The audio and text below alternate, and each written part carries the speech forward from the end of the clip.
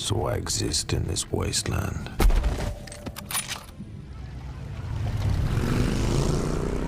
A man reduced to a single instinct. Survive.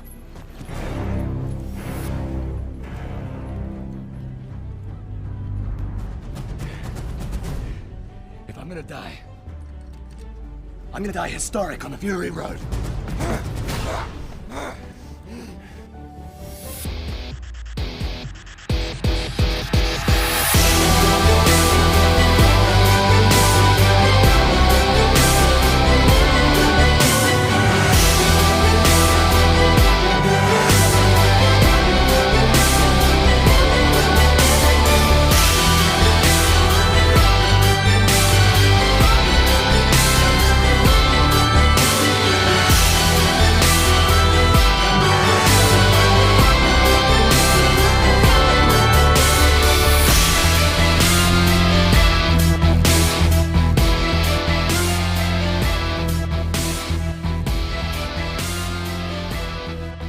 Welcome to the Objective Secure podcast. My name's Mike. Hi, I'm Emma. This is episode 64, Fury Road. I had to come up with a Mad Max thing that kind of tied in with this. Okay. So, and it seems a bit weird to call it Line Breaker because that's the name of the event we're talking about. It is. So, Yep, so we're down. This is our, is this the Fourth. fourth time that we've done? So it's the fifth year, but we did skip a year last year. Yeah. So, just due to scheduling, in 2019 we didn't make it down. Yeah, then we didn't really like the people down in Albany, so we thought we'd take a year off. So, we've come down to sunny Albany. Well, it was sunny 50 k's outside of Albany. Well, it was sunny 300 k's outside Albany. I don't know it was sunny by the time we got to 50 k's out. Well, I said that, and I was told by all of the people who were here that it was still sunny in Mount Barker. Well, it wasn't when we were in It Mount wasn't, Barker. I know. So you can probably hear in the background now, we have a whole bunch of people here. We've just had a full-grown man dressed as Charmander come and... It's Charizard. No, it's Charmander. He told me Charizard. Charizard's got wings. That's not Charizard. There we go. I don't know my Pokemon. This episode is going to be a little bit eclectic. Odd. Yeah, because we are recording live. You can hear in the background there's some guys setting up for games. They're talking about army lists. There's some drinking involved. So it's, what day is it? It's Friday It's at the moment. Friday night at about 9:10. And so we're starting the event tomorrow morning. Yep, We've first got game a starts at 9. Relaxed schedule. Yeah, starting at 9. What's going on with that? 3 games. Yep, 1750. 1750 points. So this is using the new Maelstrom of War from Chapter Approved 2019 with kill points thrown in for good measure. 3 detachments. The format was decided by working with some of the Albany players. A lot of the Perth guys wanted 2,000 points. The Albany players kind of wanted 1,500 because there were a few newer faces who wanted to get involved. Yep. We settled on 1750 as a good meeting point.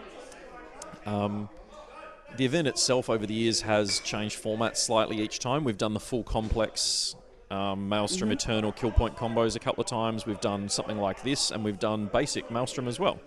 Yeah, and I think that the event has grown over the years as well. So when we first started, we had a slightly smaller number, but we also had a mix of 30k and 40k. Yeah, we've done 30k a couple of times, but the last 2 years have been straight 40k just because that's what everyone's been wanting to play. Playing at the moment, yeah.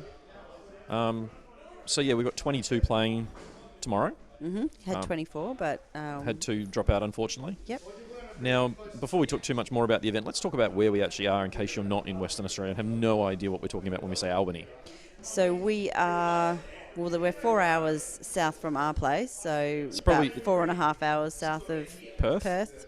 It's if you jump and look at the bottom of the bottom of the left-hand side, of the Australian map, in the very bottom corner, that's basically where we are. We're at the very bottom. It's pretty close. There's a fair bit below Albany. Well, no, the cruise ships dock here. There's not much south of us. There's a little sort of divot at the bottom that's a little bit further south, but we're pretty far south. It is quite far south, yes. So, yeah. It's not exactly sunny. It's kind of like driving from LA to Vegas in terms of distance. I suppose is the best because we've done that drive and it's yeah. about 4 hours. So yeah. It takes us about 5 with the trailer because we are bringing down all the boards and terrain, and Roads are better here. the roads are better here than they were in the States. There's no denying that. Yeah.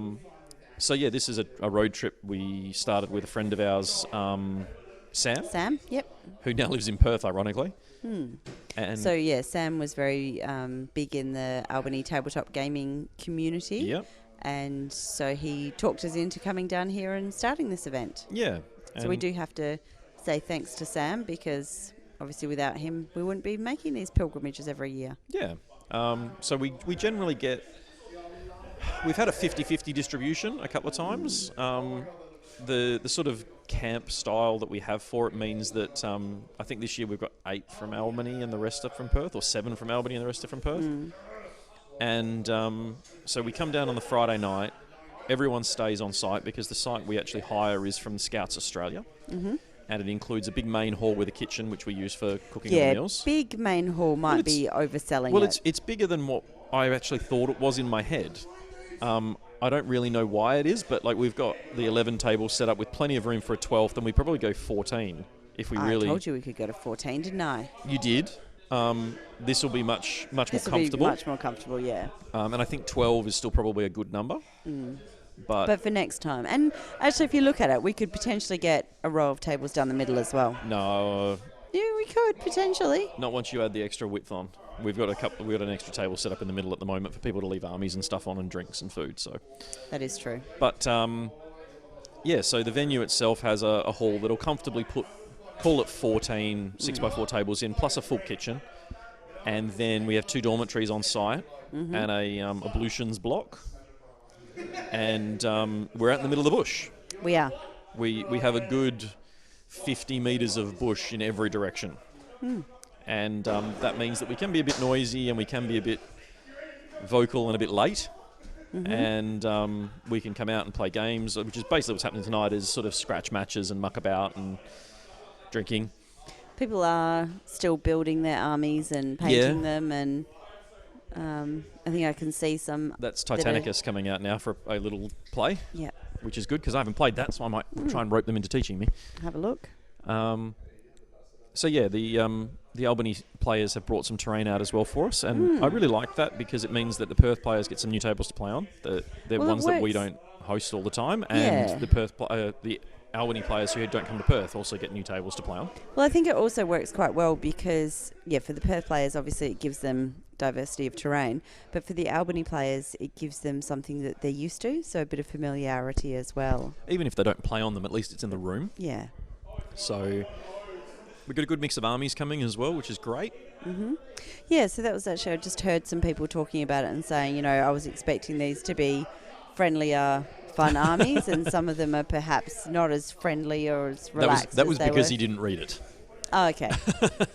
Yeah, so I don't know whether or not we may have mentioned this once or twice. We probably haven't, but sometimes it can be useful to read a player's pack. Yeah.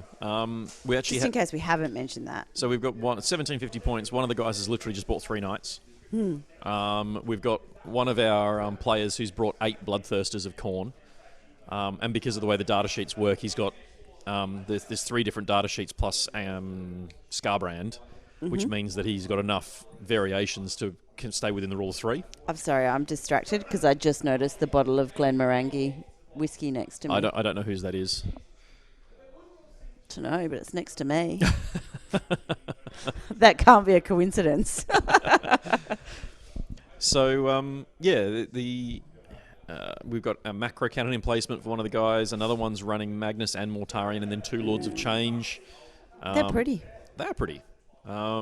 So yeah, there's a lot of cool variation, and I think one of the best things about this event, because it is Warhammer Camp, we do turn up, play games, drink, laugh, have fun, share meals. There's a big communal meal for dinner tomorrow night. It depends whether I can stand up long enough to be able to cook, because I have injured my back, not because of the amount of alcohol. Yes. So, no, there is a big communal meal, and that is one of the things that I like about this event, is that there is lots of community space. So we do share breakfast, lunch and dinner together, and sit around and chat about things that are Warhammer related, but also not Warhammer related, and get to know each other a little bit better, and which really I think helps build that community and sense of belonging. Well, it does mean as well that when the Albany, because the Albany guys who are here are going to be coming to Perth for the WATC later in the year, and it means that they've already met some of the Perth players, and they've, there are a couple of them Makes who it a make the little bit more pilgrimage periodically to play. Yeah. But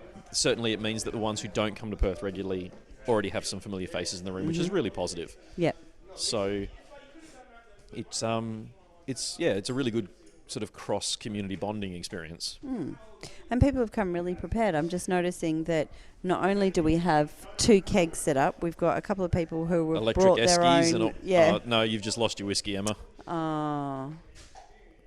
Charmander's just taken a bottle of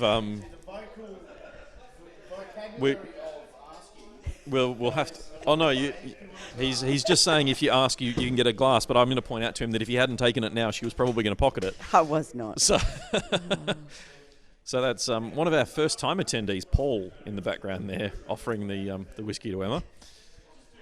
We are going to try and get a chat with a couple of the guys. So this, like I said at the start of this episode is going to be a bit haphazard and spliced together as best I can after the fact. I think we've probably got. There's probably at least half. I think it's half the room might be new. Pardon? I think it's half the room might actually be first timers. Because Paul and all his friends, there's 5 there straight away. And then Connor's never been. Connor, Earl. I reckon we've got about half the field because there's a couple of new Albany guys who've never been. So we probably have half the field that are brand new. Awesome. Which is really exciting because there are a couple of long-term attendees who've come to every event. And that's awesome. But I also like the fact that even with new faces coming, like there's always new community being developed and built. So yeah, definitely. It's really positive. And as you said, it's nice to see people who have been before coming back again. And it's sad that some of the people who have been to all of the other Albany events haven't been able to make it this year. Yeah. Oh, look, and I think the opportunity for new faces, because like we've said with the hall, I'd budgeted 24 spots, and the 2 people who dropped out were actually new as well. Yeah. And I think 24 is probably a really good number for us to manage as players, because the hall's not going to be over full. It's not going to get super hot in here. Yeah, because that is one of the things that, although we are down in Albany, there is no aircon, it is there's quite no airflow. chilly. There is no airflow, and And once the kitchen gets going, nasty in here. But it's definitely a venue that's kind of endeared itself to us over the years, because despite the fact we are sleeping in dormitories with a mattress, and it's BYO sleeping bags and pillows and amenities. Some of us aren't princesses. Grateful for the mattresses, to be honest. That is true. It's one of those ones where, sleeping, like drinking all night and then sleeping in the dorms, and then everyone kind of crawling out of bed like an hour before round 1 starts and having a greasy breakfast, and then game 1 being a little bit messy. And by the time we finish game 3 tomorrow, we hand out prizes. I guarantee there's not a round 4, but there will be more games after that, because there'll be players who wanted to play each other and didn't pair off. Get it, yeah. And that gives them an opportunity to still get a game in while they're down here. And like we said, there's some guys setting up Titanicus on one of their tables right now because they can. Yeah. I mean, they play with... I was going to say they play with each other every Sunday. That doesn't sound right, does it?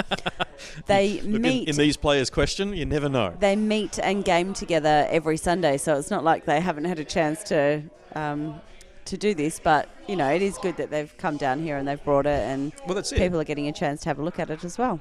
Well, from the looks of it, they've actually got a fair few models as well.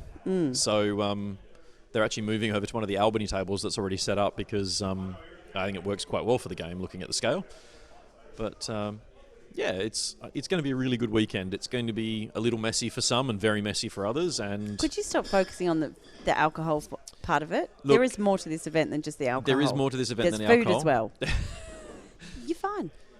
But we've got some very polite players trying not to interrupt us while we're chatting, and we've got less polite people who are offering trying you to drinks. interrupt. Yeah.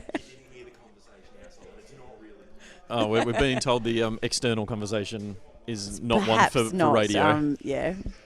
But look, we'll wrap up the intro here. and we'll do some more recording during the event on Saturday and Saturday night. Do you want to, yes, we can wrap this up now, but do you want to do a quick overview of some of the lists that we're going to be looking at? Well, I was just looking at them a moment ago because we actually discovered one of the lists is illegal. Oh, okay. Well, we probably need to fix that. I have fixed it. Awesome. Without changing a model. So that's not a problem. It was just formatted really badly. So faction-wise, we have 2 Space Marines, a Custodes, an Eldari, which I actually think needs to be changed to Craftworld because his army is actually all just Craftworld. Okay. And that's just a nature of sort of remembering what the keywords are. They're so it's Asirani rather than Eldari. So not Craftworld. Well, Asirani is Craftworld. I'm just mentioning that we should probably try and get that right, shouldn't we? But they've been Craftworld for so many years. I really struggle with it. But they haven't been Craftworld for quite some time. Like 2 years. That's quite some time. So 2 Space Marines, a Custodes, 2 Guard, an Asirani.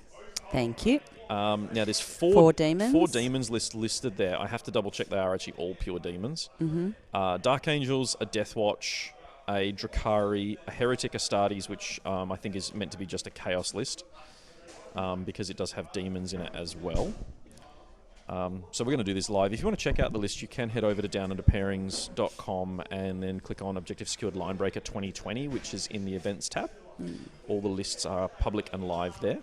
Now, is there a way to find events, like to get the most recent events to come up, or do you have to just scroll through the months? No, you can sort it by the different columns on the tabs. Okay. 2 listed as Imperium, a Questor Imperialis and a Questor Traitoris, 2 Tau, a Tyranids, and an Inari. So say that one again. Inari. An Inari. So you decided to go with Inari, not Yinari. Yeah. Okay. I'm teasing you. Because that's what it is. Oh, I missed the Drakari in there as well. No, you said it. Did I? Yeah. Okay. Because I wasn't sure if you were going to say Drakari or Dark Eldar, so I was waiting for it. So in terms of factions that are not featured, there's no Sisters of Battle. No. That's not a particular surprise since the range isn't really complete yet. Yeah. A good spread of chaos. There's no Harlequins here, unless there are some in the Inari detachment, which I'd have to go and have a look at. There's no Genestealer Cult. I'm trying to think of the other lists that might... the Imperium might feature... There's 2 Imperium lists that may very well feature Blood Angels or other factions. I'd have to go and have a look. So it's a pretty reasonable spread in terms of... Like, there's the Demons is definitely overrepresented with 4 Demons lists. And there's 2 Tau. Although, interestingly enough, those Tau armies are playing round 1 tomorrow. So that'll be a Tau off for round 1. Oh. Look, you know, that game with the new Greater Good Psychic Awakening is going to be very interesting. I think that's all the factions. Like I said, there's no Genestealer Cult, no Harlequins. Is there anything that's been surprising to see brought? Look, I really like the fact that the guys have gone outside the box to kind of bring some fairly eclectic lists. So like I said, we've got a triple knights. That's it. 1750, 3 knights. The end. There's up there? Yes, there's... I like that they've got lanterns that glow and flicker and... So the hobbyist in question here, Hugh, has mounted cathedrals on them because he does play Sisters of Battle normally. Yeah. And he's put LEDs and stuff in them so that the churches all flicker with light, which is kind of cool. It's 2 Crusaders and a Castellan. 1750, the end. Which is 2 more models than he brought last time. Yes, because the last time he came down with a Revenant Titan at 2,000 points. With his legs on backwards. Yes, he did put the legs on backwards. Just the lower legs, from the knee down, the lower shins were the wrong around. He had the jump jets on the front. Which, you know. Which I'd forgotten about, and then he brought up, so now I'm going to keep ribbing him for it. Well, there is a possibility that you and everyone at Forge World got yours wrong, and his is right. There is a possibility, but I'm reasonably confident I'm not wrong. We've got Paul, who, like I said earlier, is running 8 Bloodthirsters because he likes to live dangerously. Someone else has brought an 80 model army. Yeah, look, I can see a macro cannon, an Aquila macro cannon fortress over there for one of the Imperium armies. I can also see a Fellblade, I think is the double barrel falchion? No, it's a Fellblade. That's a Fellblade. No, that's got a turret. That's a Fellblade. I'm being told by Alex it's a falchion. I'm going, no, I'm 90% sure that's a Fellblade. Sorry? It's a Fellblade, yeah. We have confirmation it's a Fellblade. I like being right. So, yeah, we've got the Perth players really just coming with some really cool, random, fun lists. The Albany players have varying layers of how they bring armies to these sorts of events. I know the Asirani list has 4 flyers in it, which one of the players was crying foul over because he thought it was 6, not 4. And as soon as I pointed out that those 3 were tanks, not flyers, he was much happier with the world. But yeah, we'll make sure we try and get some photos and put them in the show notes for this episode so you can at least check out some of the armies on the tables.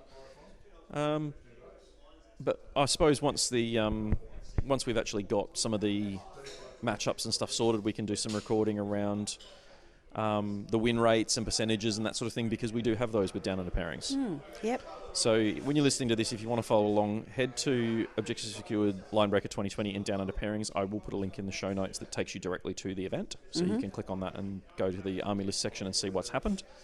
Obviously, by the time you hear this, the event will be over. Yes. Unless you happen to be in the room with us listening to us record now. Well, that is true. In which case, you're living it with us, so... But we'll get some player interviews, and who knows where this episode will go. There'll be some breaks and some sporadic editing, because there is quite a lot of background noise at the moment. Yeah, and that's kind of one of the things about Linebreaker is there's a lot of talking. Yeah, there's a lot of noise. Yeah. Well, we're in a wooden hall as well. Yeah, there is that. And it does get very noisy once the event's running, because there's then 20-something players in a fairly confined space playing games. Yeah, and we've got some loud players here. We do. We've got some quiet ones, but they're well covered by the loud ones.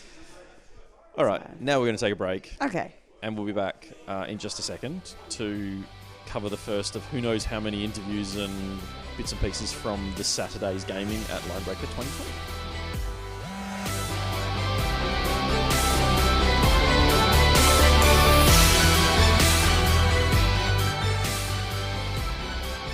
So, first of several short interviews for Linebreaker 2020. Yeah, so if you've been to one of our events of recent times, you have probably noticed Paul, because he's quite often the one singing and dancing somewhere in the room. So his first event was 2019? Masters? Yeah. No, it was the doubles, actually. Doubles event. Yeah, the doubles event. Because you guys came with matching shirts, didn't you? Yeah, we did. We were the Greater War, and I tell you what, there's never been so disappointed in my life. But look, that is what it is. And did you have a good time? I tell you what, I had the you come back. I had the fattest time in my life. Yeah. It was probably one of the more best organised / it's a hard one to say without swearing, but really trying to control myself right now. But no, it was very well organised. It was very well run. Just in general, it was a good opener, and it was a good starter for someone that hasn't been to these sorts of things before. Yeah. Which actually was one of my main concerns, because of the stigma behind sort of tournaments and whatnot, and you sort of you feel like, oh, I'm going to these things, it's like, oh shit, everyone's going to be doing this and everyone's going to be doing, but I'll tell you what, it was one of the best run and best organised, and even the players were just fantastic. And we didn't even ask him to say that. So You didn't. I mean, no, you didn't. Just out of interest, what were your concerns coming into an event? As a new player, what were you worried about? As a new player, my main concerns were obviously I am not a big fan of meta chasers. Mm-hmm. Not having played tournaments and whatnot before, I don't like people that do things just because it wins. Yeah. So the doubles tournament was a really good opener for me and my teammate Adam, because it sort of brought us into the thing, and it was a real friendly sort of atmosphere, and it really was. Like any questions or anything we had, we'd come to you guys, and it was like, oh, so like, what does this do? What does this do? It was like, yeah, no, sweet.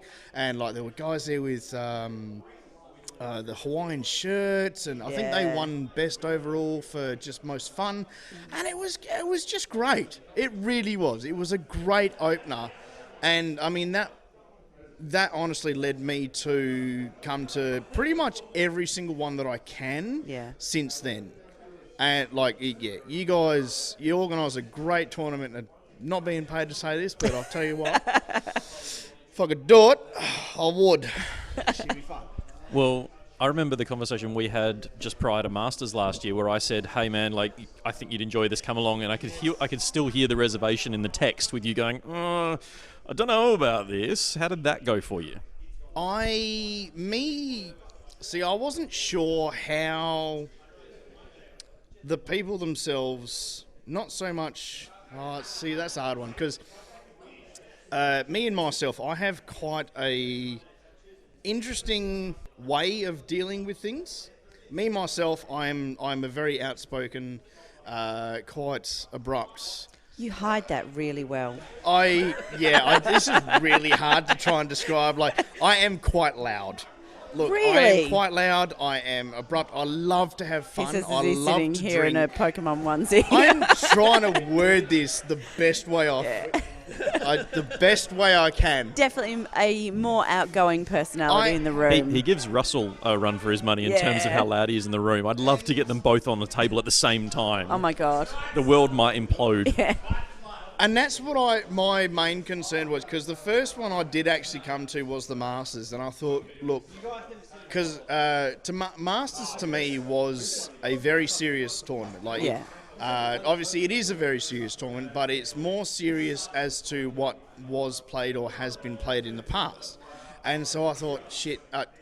It's all good. It's all good, that's why. If I play the normal way that I do, people aren't going to sort of, I don't know if it's not so much accommodate, but they're not going to sort of gel into that. Mm-hmm. And like, don't get me wrong, I did have a couple of games where it was like I was excited and whatnot, and the person I was playing was quite serious, and it killed the vibe for me, but that's just me. So don't let that sort of steer you wrong. Everyone's got their own way of playing, and my way of playing is quite outspoken. I like to have fun. I really don't care if I lose or not. I just like. It's a good job, really, isn't it? Like, I mean, I'm bringing 8 Bloodthirsters today. I wholly expect not to even score. I think like 5 points. I really don't care. I'm just here to have fun. Yeah. And you know what? Corn cares not from whence the blood flows. So as long as people die, I don't really care. So, look, it's 6 one, half dozen the other. Really, like you gotta take it as it comes. Either you come, you have fun, and you come again, or you come, you don't have fun, and you don't come again. It's all a personal point of view. And well, it kind of I'll tell is you that what, simple. I came, I had fun, and I've come many times again, and I'm surprised I haven't been banned, to be perfectly honest, because So are we. No. yeah, no, I'm quite loud and I'm quite boisterous, and I like to drink when I'm at events. And look, I'm surprised I haven't been barred from the bar, but yeah, it is what it is. No, it's all good. You're bribing us with whiskey tonight, Well, so I'll tell you what, that it helps. Hey, look, if definitely. all it takes is a bottle of Glen, then I'll tell you what, I'll just rock up every day. Yeah, this is yours. Like, yeah, no, she's all sweet. I'm sweet. all All right, good. First, yeah, no, sweet as. Yeah, she's all good. So, this is your first time down here at Linebreaker, and Warhammer Camp, as we like to talk amongst ourselves for the total. What are you expecting from this weekend? And has it, like, I mean, you've been here a couple of hours now. We've had some drinks, we've had some games set up, and we've kind of some food as well. Yes. To be responsible. He had a happy meal. He Very did. disappointed with his toy. Look, he is dressed as Charmander, so at that point you have to kind of tie it in with a good Happy Meal. There's no Pokemon Happy Meal, unfortunately. No, it's Hotel Transylvania. Yeah, it does. There's no. So you get what you can get. Like, So, end of the day, you sort of, yeah. So when you actually factor it all in, how are you expecting the weekend to go? And, like, are you enjoying yourself so far? I am wholeheartedly enjoying myself so far because, well, I love drinking, I love rolling dice, and I love drinking while rolling dice. And an event as per whole, I think, look, It's a bit rustic. but the thing is, you guys are trying to involve people that are not necessarily in the community that is. So usually our community is involved of sort of people of maybe Rockingham and above to sort of like Joondalup area, whereas now you're trying to involve people south of the border, which I wholeheartedly agree with. I get it, and I want, like, since I've been with you, been to your guys' events, I've just wanted to involve myself so much because, unfortunately, it's why I've got about 30,000 points worth of tower, because I sort of just dive into something and I dive in there head first. That's not like most other gamers, is it, to be obsessive it's about that kind of completely thing? not. No, we're usually quite reserved. Definitely. We're like, I think I've probably got I've enough. Had a little bit of I've bought enough models. That's something I that's hear never... it really Yeah, often. that's a phrase that no one has ever said in the hobby community, ever. Honestly, do you want me to hold that? If you want, I will quite happily show you my pleasure room. And, it's... you have a dungeon, I have a pleasure room. And it's quite much the same. I've got models in there that I bought probably 4 years ago. Still haven't put together. Like I say, one of the bloodthirsters I actually built for tonight was bought, I think, 3 years ago, and it was just sort of sat there and I went, oh, yes, I need to put that one together. And when did you build that? It probably was built at 1 o'clock this morning, I think. I flew in from work yesterday, and that didn't go too well. I built it, converted it, and then passed out, and then decided to not wake up until about 11 o'clock today. So just in time to start driving down here. Just in time to start driving. So I thought, you know what, it is what it is. That's not the model with the wings that are falling off? The what? Sorry? Is that the model with the wings that are falling off? It's many of them. One of them I've dropped, and that's in about 8 pieces. One of them doesn't have wings. One of them isn't even painted. That's the one I built last night, and yes, so it's... Look, it is what it is. So one of the reasons that we do encourage people to pack in their hobby bag super glue, plastic glue, things like that, is because things do get dropped. So they do. They very much do. And I'll tell you what, this was packed very precariously, and it was only a 4-hour drive home, but I'll tell you what, I've lost 2 wings, an axe, and 1 base, actually, one snapped off a base. So 2 wings, an axe, and a base I've lost in a 4-hour trip down here. Oh dear. And have you got glue to get those? I've got glue, I've got pins, I've got Dremels, I've got everything. Oh yeah, that's right. You've got a Dremel. Actually, my little gaming group that we came down with, I said, look, can someone please bring these things because, oh Lord, I'm going to need them. So you come down with a Dremel and a airbrush as well. And I've come down with my airbrush, and I'm hoping that I either have time between rounds or... So normally we do have quite strict rules with the way things need to be built and the way things need to be painted, but because this is a slightly different event, as you say, these have been relaxed quite significantly. So you have, and look, to be perfectly honest, I am usually... The last couple of events, I've actually been up until 2 in the morning painting and basing miniatures, but unfortunately, just this time with current personal events and whatnot, I just have not had the time. So yes, it's proved quite difficult to get everything ready. That's right. I'm sure there'll be time over breakfast tomorrow. It's quite good that you guys are sort of laxed on the rules, and like I've explained to Mike and yourself that look, this is what's happened, and Mike has very graciously brought me 2 steel, old metal, and oh my God, I don't even want to touch them because they just bring back so much nostalgia. Like I do actually remember owning one of those, and oh my Lord, I don't want to break them, so I just... So normally when Mike packs models, they are packed incredibly carefully.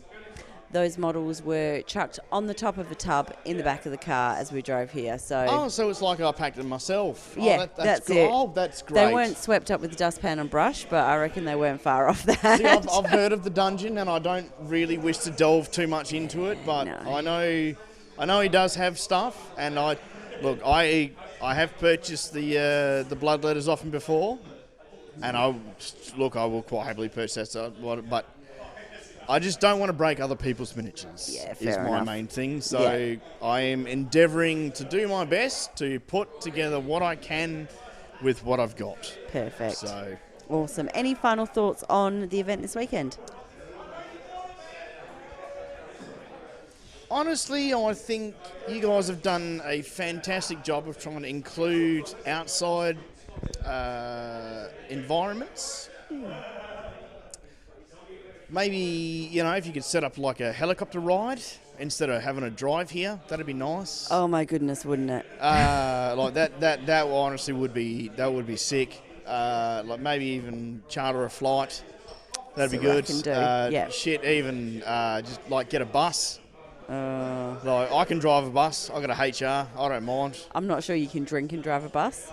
That's I fine. think there's rules against that. Yeah, look, that's fine. Like, we'll sort that out. We'll cross that bridge when we come to it. But no, I think honestly, the inclusion that you guys are trying to bring to the community, and this is what I am actually wholeheartedly behind you guys. That's why I support you guys on Patreon and whatnot. Is because you try and bring everyone into the community and try and bring everyone into the hobby. You don't segregate. You don't sort of disassociate people. So That's it's what we're why aiming for. I do wholeheartedly support you guys. So no, I think you're doing a fantastic job. Just if you can, like, I don't know, something that flies, maybe Yeah. Hovercraft. a hemlock would be nice. Yeah. Yeah. See what I can do for next Oh year. no, but maybe I'll- we're seeing you on the tournament, seeing every now and again. Like I see you floating around. Yeah. Just, I'm I gonna know be you honest, don't it's want to probably sort not of gonna stomp on happen. stomp on his parade, like. That's it. But I tell you, it'd be hilarious if you sort of come away with a win. Yeah.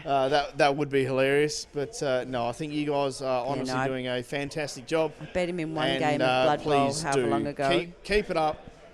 Do everything you're doing.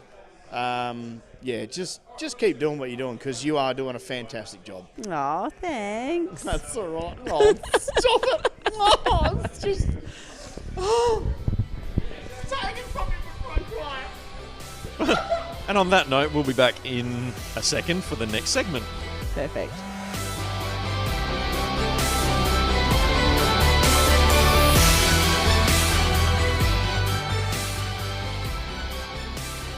All right. So, I'm just wondering, do you think that's a big enough glass of whiskey that you've got there? look, I'm going to nurse it, I promise. Honest, yeah.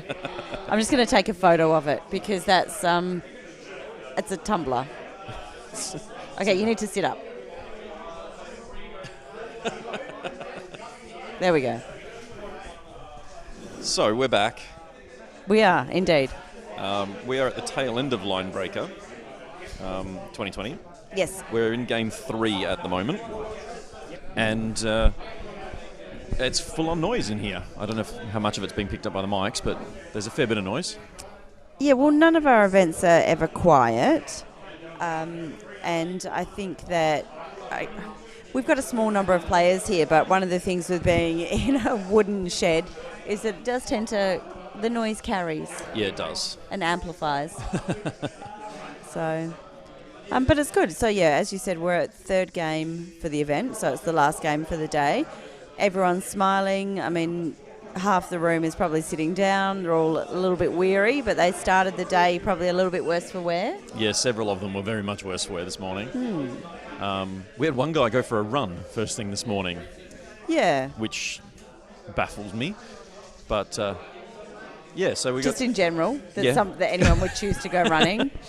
at a tournament, yeah. It was very strange to hear.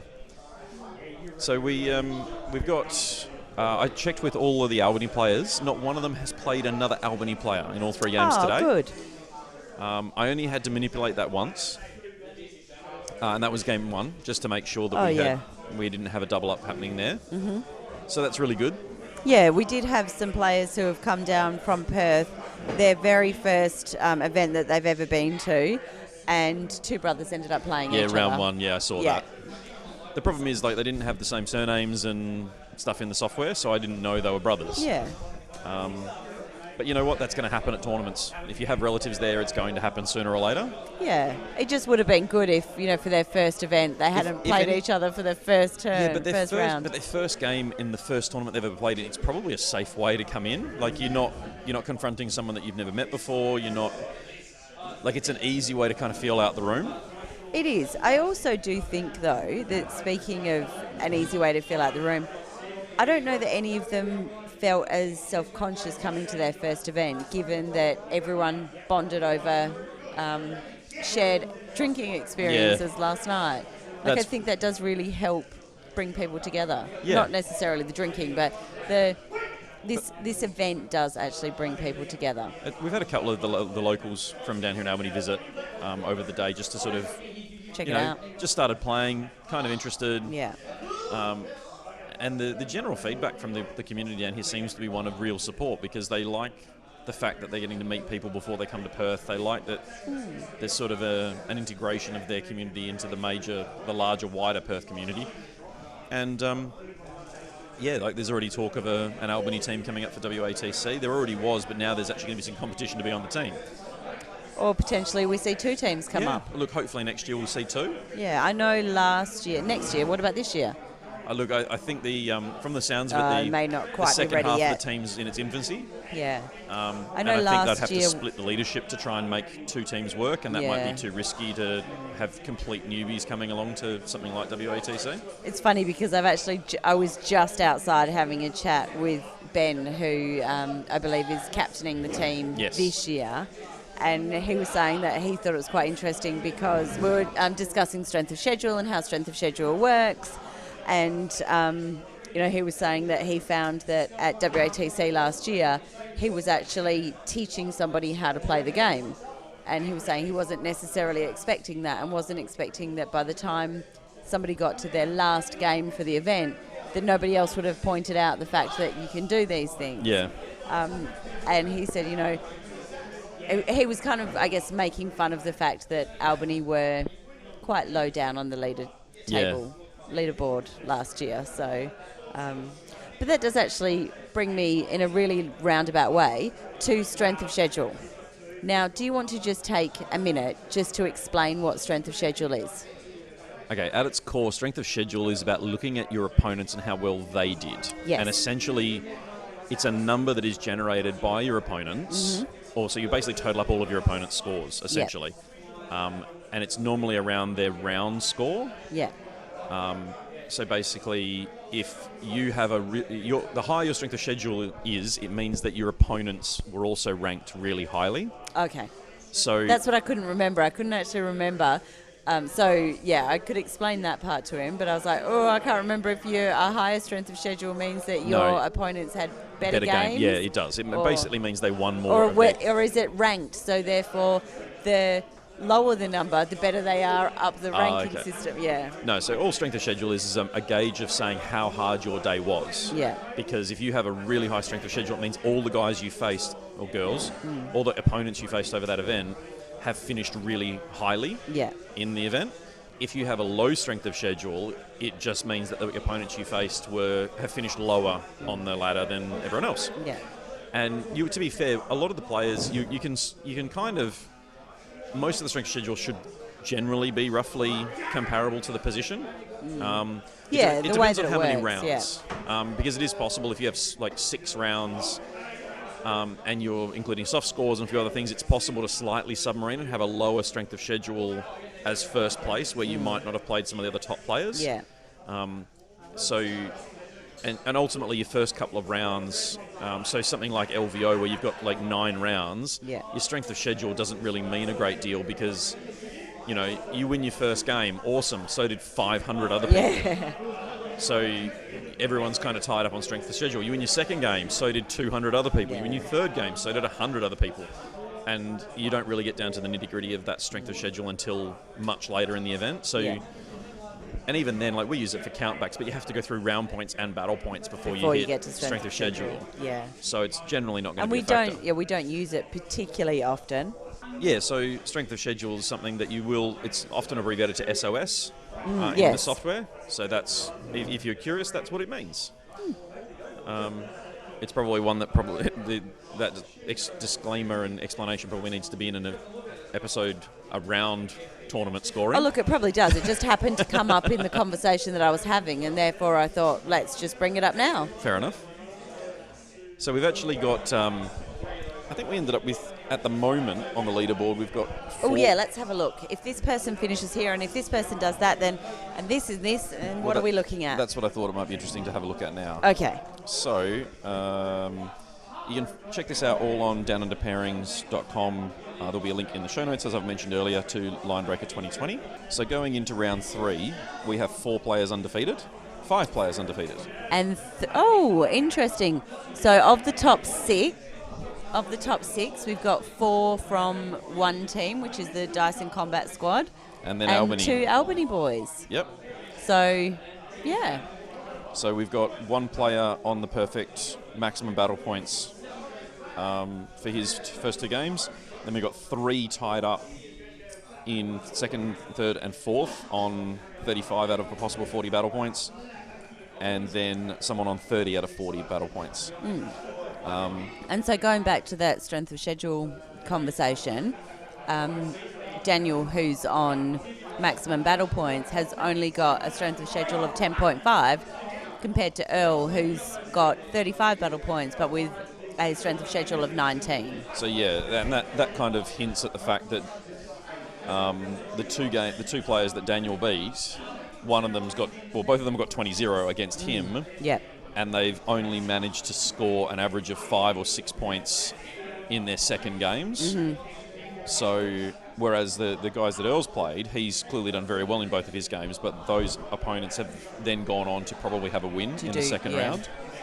So, whereas you look at Ben's on 30 battle points, but again, quite a high strength of schedule, and he's in a similar boat where you could almost argue that Ben's had the toughest time so far because he hasn't maxed the battle points himself and he's got a very high strength of schedule.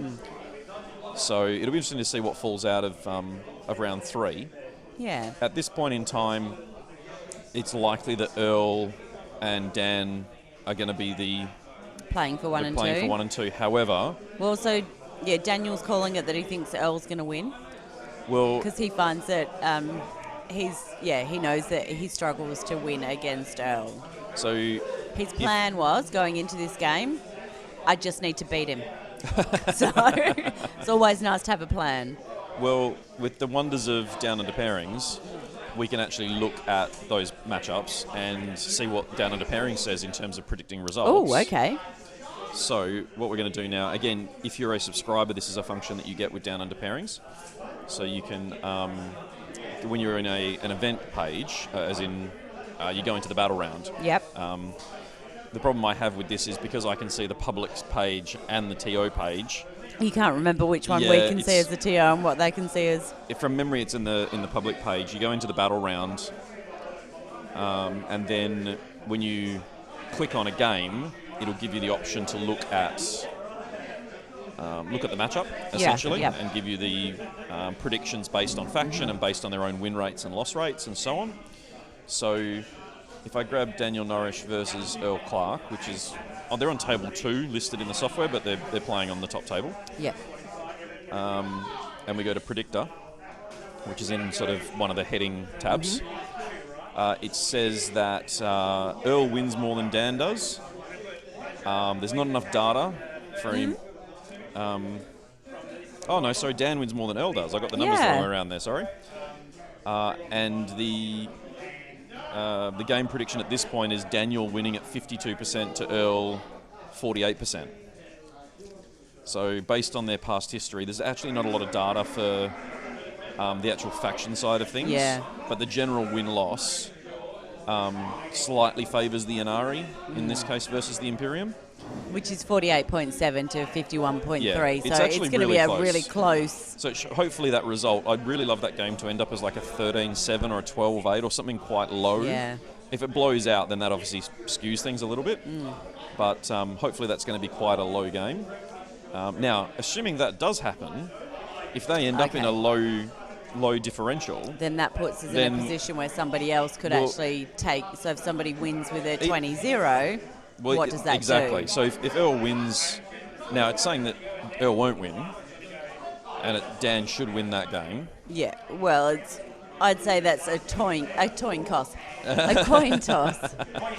Now, assuming that Dan wins that game, it means that third, fourth, and fifth would have to 20-0 their opponent to pip him if Dan only wins by a little bit. As soon as Dan wins by 15 points or more, like if he wins 16-4, he wins regardless. There's nothing that everyone else can do to catch him. As soon as it goes the other way, it actually means that the game between Hugh and Marcus and Ben and Shane become relevant, because if they can get a high percentage win, then you could actually see them leapfrog up onto the podium. So if we take a quick look at, we'll start with the third table, which is Ben versus Shane. So Ben's on maximum win points at the moment. Ben's on, he's got 2 wins. Yeah. But he's technically the lowest in terms of of battle points. I think he's on 30. 30. Yeah. So the game predictor says, based on the data that it has, Ben has a higher win-loss ratio, and Guard more often beat Questor Traitoris, which is the 2 factions in question. However, the faction win-loss favours the Knights, which means that the end result is a 58.3% chance of Ben winning the game. So if we assume that Ben wins that, then the question then becomes by how much, because he really needs to go 20-0. The problem is, even if he goes 20-0, his maximum score is 50, which means that if Daniel gets more than ties, 10, then Ben can't catch him. And the problem with that is that it would then also require table 2 to be tied between Hugh and Marcus for Ben to podium and win it. Because if they tied on 45, then he would still be on 50. So I think could still do if they got a 14-6.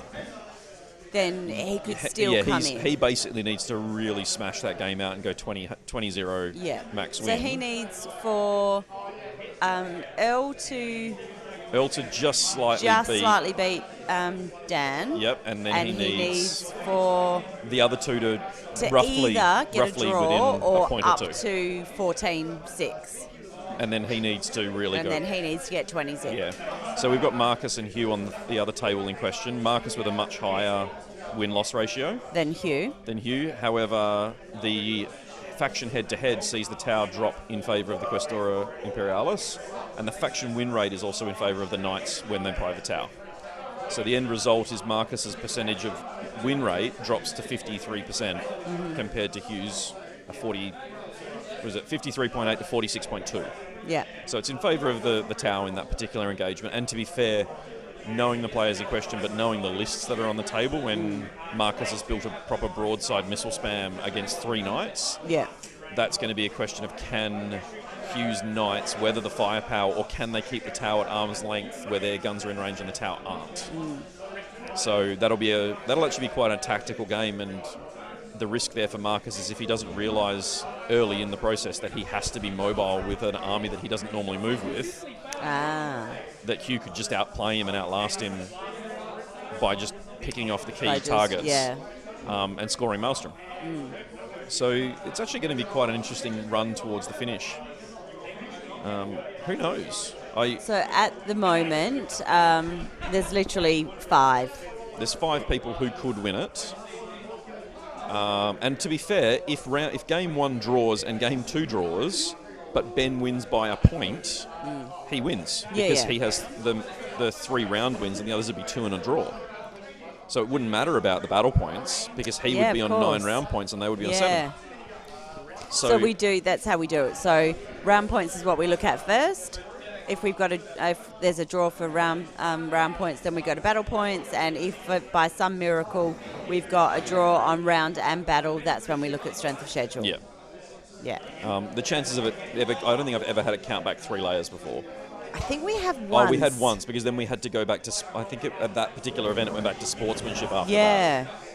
So, It because doesn't happen often. no, it's very rare. And in the other events that don't have soft scores, it actually goes round points, battle points, victory points, then strength of schedule. Yeah. So you have to go through 4 layers of Yeah. before you get to a point of shrugging and going, Yeah. I don't know. We also had a tie for, we did player's choice for painting. Mm-hmm. So we had 2 players tied up on votes, and I had to go through each person's votes to see who they voted for. Mm-hmm. And I discovered one player in the room who didn't vote for either of the 2 guys who were tied, and then asked him to... So he got the deciding vote, which was nice, because we didn't have to have the deciding vote. It's one that I could have made a call, but it felt wrong to do that. Yeah. So I wanted to basically go to the player who hadn't voted for either of them, because clearly everyone else had said they picked one or the other, and kind of go, what do you think? And Do you know what's really annoying? I know that you did this, but I don't know who won. So move the microphone and whisper. well, we're recording, and they're not going to hear it until the future. Okay. So we can definitely say that Brad pipped Gilly by 1 vote. Right, awesome. So I'm not sure you needed to lean in to say Well, that in case the because people it's can so see us. incredibly loud in here. I'm trying to mumble it as well so they can't read my lips. Nobody's looking at us. No, that is very let true. Let alone listening to We're us. looking at the table. That is very true. So, it's been an interesting day of games. We've got someone here running a macro cannon Aquila strong point, which I haven't seen at a tournament in 8th edition ever that I can think of. He's had a very mixed day with his Death Watch, but the last game looks like it'd be a really good one for him, so he's going to finish in a really interesting, fun game, which is great, because game 2 for him, he didn't see turn 1.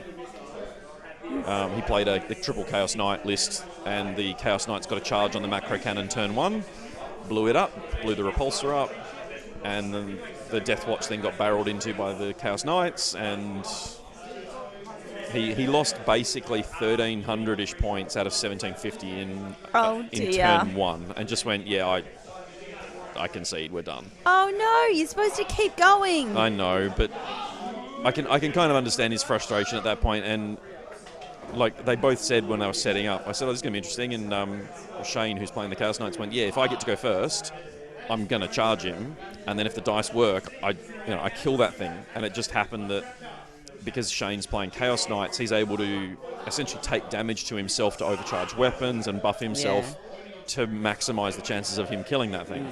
And that's what he did. So, look, the macro cannon is now facing off against an infantry-based Chaos army. So I'm pretty hopeful for him that the Chaos are going to have to slog across the table into its guns, which should make the game quite interesting. We've got Drakari versus Tau just here beside us. Mm-hmm. We've got the aforementioned Brad and his demons playing a Tyrannid Horde. It was funny talking to that player with the Tyrannids. He didn't... Lawrence? Lindsay. He was saying that to make sure it was all WYSIWYG, he cut the tails off all his Carnifex because he'd modelled them because he thought they looked cool with the sides and the crushing balls and that sort of thing. So he's got a Trigon sort of... Because you know what? He actually read the players' pack. Yeah, and they were following WYSIWYG. Yeah. Like we said earlier, we've got Earl playing Dan. Dan's running Drakari, Harlequin and Ari. And then Earl's got an Imperium list, which is Knights, Mechanicum, and Custodes. And then as we move further down the room, I love the fact there's 2 players here, both essentially trying to get the lowest model count. One guy rocked up with 8 Bloodthirsters, which we've already spoken to on this podcast, Paul. He's pipped by Alex from the Armadale Hooligans, who came with Angrath the Unbound at 888 points. 2 more Bloodthirsters, Karnak, and a Herald of Khorne as his entire army. I think it's a Supreme Command detachment, and that's his entire army. And I believe that they were hoping to get a game. They might try and get one later tonight. At the end of the event. But at the moment, the 8 Bloodthirsters are facing off against Ravenguard, and Angrath and his friends are actually playing Connor, who's running a Magnus Mortarian Double Lord of Change. So it's a Monster Mash table, which is cool. So, yeah, there's some really interesting models here. There's a Fellblade, there's a Praetus armoured assault launcher, I think it's called, from Forge World. It's a big rocket tank that I actually looked at and went, I don't know what that's called. I've never seen one on the table before.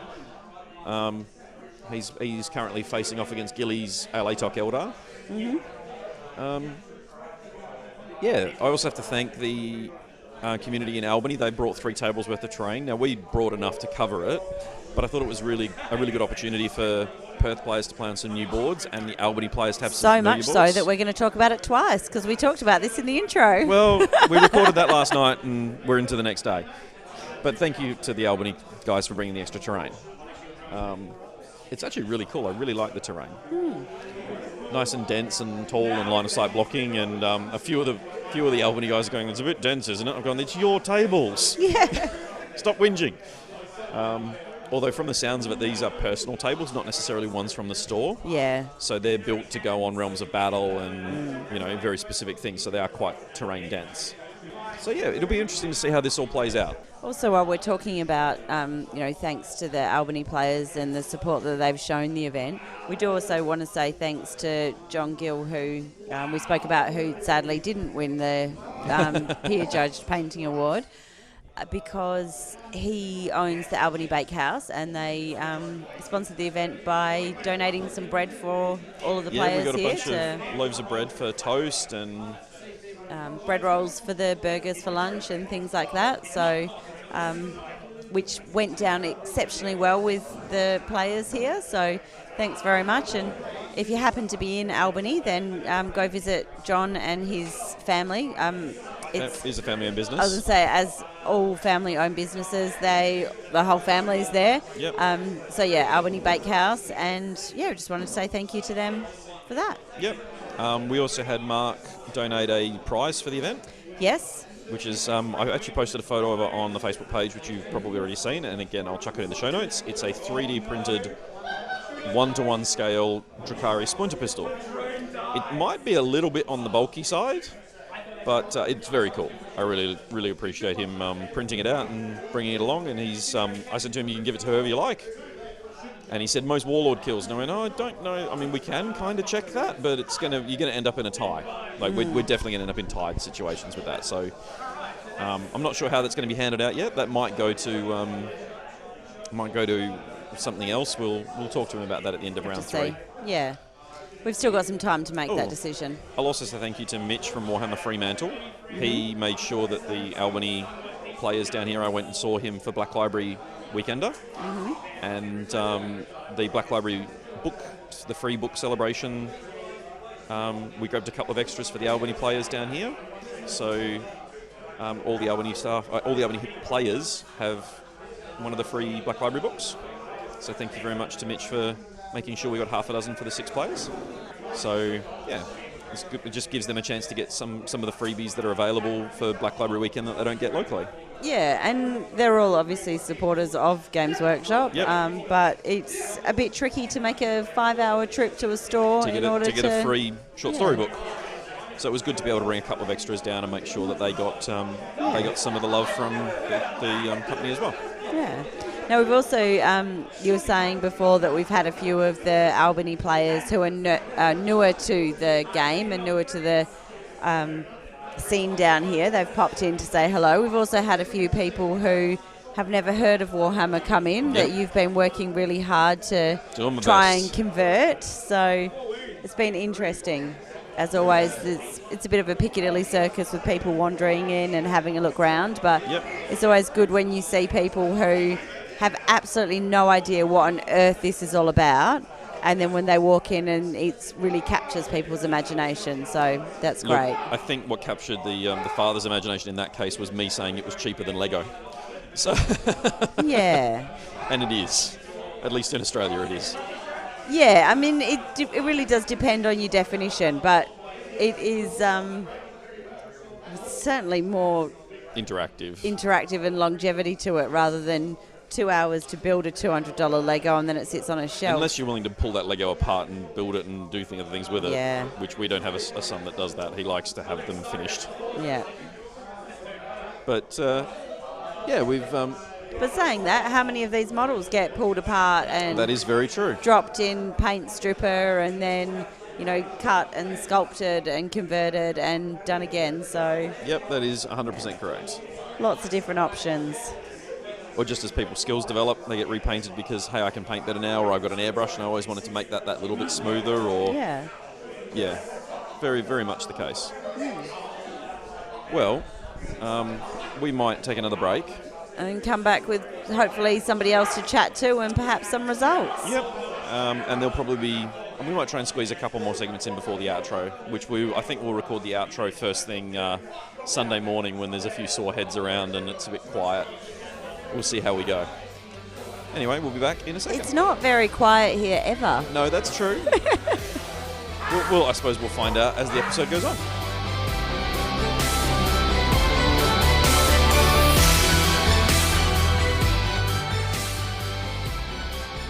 Well, we're all said and done for Linebreaker 2020, the tournament, at least.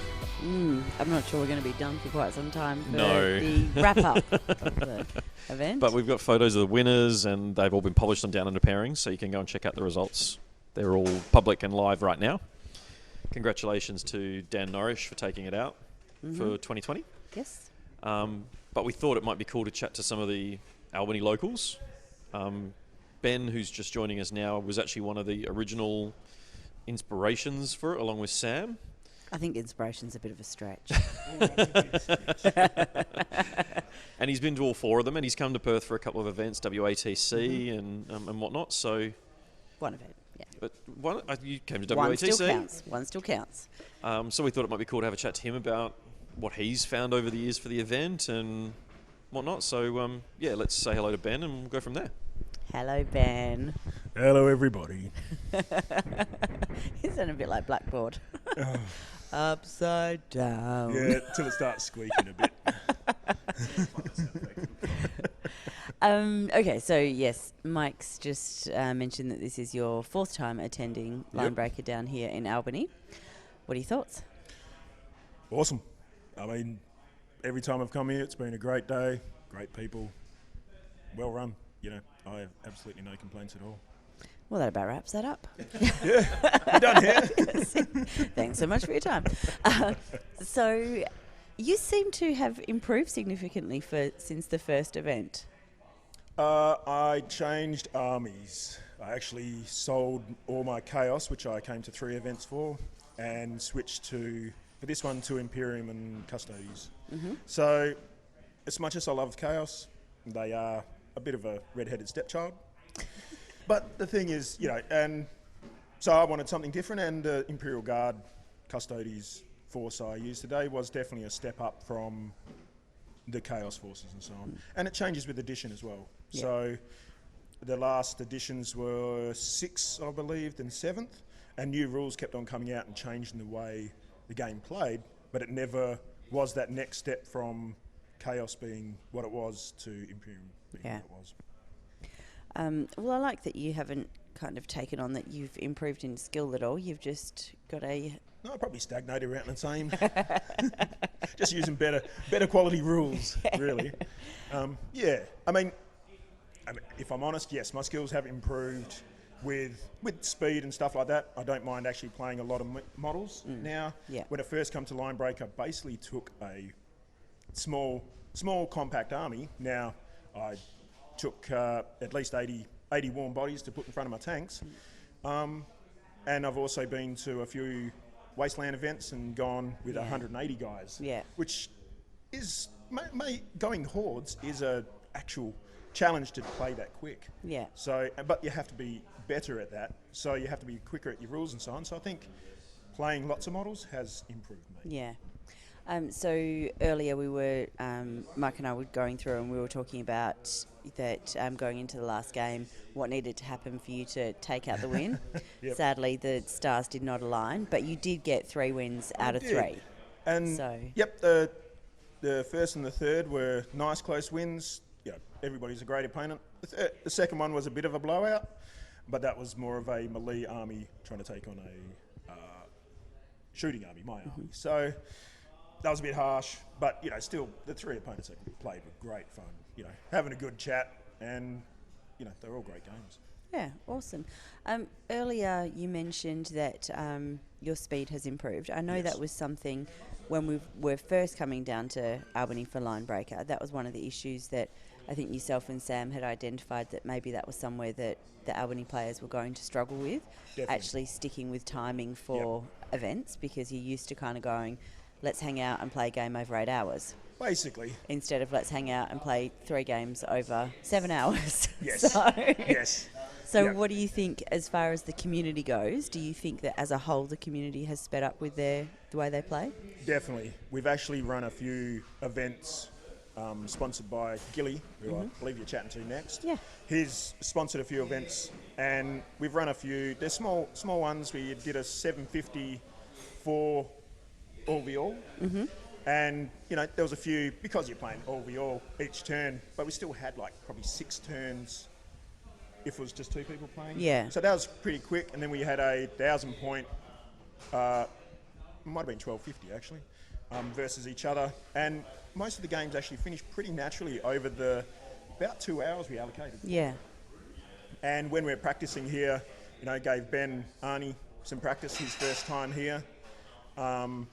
Practice with Ethan, I believe it's his first time as well. And it's just getting that speed up for him and not being harsh, but sticking to the rules. It's just like, you need to remember this. Yeah. So, basically, people learn by failure.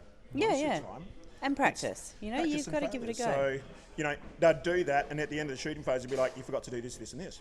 And I go, okay, and this is what's going to happen because you... Yeah. And most of Sucks the to be time- you right now. Pretty much. Most of the time, they'll pick up that and go, I remember doing that because that happened to me. Yeah. So, but yeah, Ethan has been playing for like 2 years. He went to WATC, loved it, coming here, loved it, and he's just building up and up and up. Yeah. It's good. So Yeah. getting the interest in the community for the competitive events as well. Yeah. Which is something, personally, I've actually avoided. I get white line fever, I just want to get in and crush everybody, so it's sort of got to dial it back a little, yeah. Really hard to imagine. I'm not good on a soccer field, don't get me there. But here, line breaker is a more relaxed time. So my list is probably as hard as I could make it without going too hard. Without going, I want to club baby seals. Yeah. That's a bit wrong in this type of event. So, it came up against probably some better matchups for me than I might have had before. Yeah. So it's been a long day though, and a great day. It has been a long day. It really has. Yeah, definitely. Yeah. So, and last question that I had, when going all the way back 5 years ago when we started Line Breaker, Yep. there was some trepidation from the Albany players about what it would mean to have Perth players come down here and what they were Definitely. expecting from Perth players, and obviously people not wanting to make the trip up to Perth and what that might be like. Yep. Do you think that's changed? Yes. Yep. I think this particular one, the Albany guys actually took harder lists in my mind than the Perth guys. Oh, 100%. I'm right there with you, yeah. It's just like, coming in, my army list I thought was hard, had a good practice against it, and then brought it in here, I'm like, ooh, that's not very nice. I might have overstepped a little here. just a little bit. Yeah. But yeah, But it's good the that- first years I think were that's- definitely, Yeah. a bit worried about that. I really like that the Albany players this time, and I'm saying this, I hope it's not coming across as an us and them type. That's not my intention. But I really like that the Albany players have kind of gone, you know what, we're going to show them what we've got now. Basically. And it's not going to be, it's not going to be, well, I'm fielding the only 2,000 points that I've got. I've Yeah. made an army that's going to be competitive. Yes. Well, it's only 1,750 points, but still. Yes. Yeah. Ben Army, I think, actually fielded what he had. Yeah. And even then, that's not a slouch of an army. That's Yeah. still got a good amount of bite. Yeah. Ethan has switched armies several times, but he's taken the Knights as his main. And, if all the stars align, you might as well just take your models off the board. Yeah. My armies have evolved over the years for what they are. I've gone Chaos to Custodes to Imperial Guard at the moment, and I've gone Imperial Guard as my competitive army. Mm-hmm. So, and Gilly has got his Eldar, which he is also building as a competitive army. So the actual dynamic in the Albany group has shifted to more of a competitive, taking up that notch. Yeah. But we still have new people coming in, such as Fritz, who rocked up today. Yeah.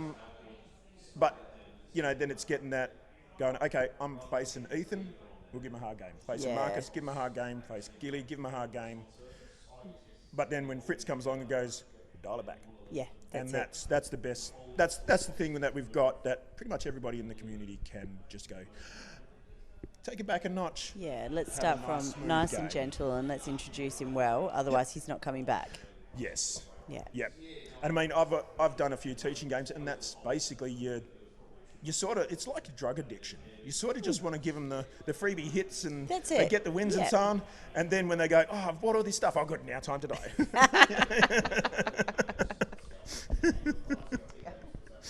It's a terrible analogy, but that's basically as close as I can get. That's awful. Yeah, I know. I've suckered so many people in.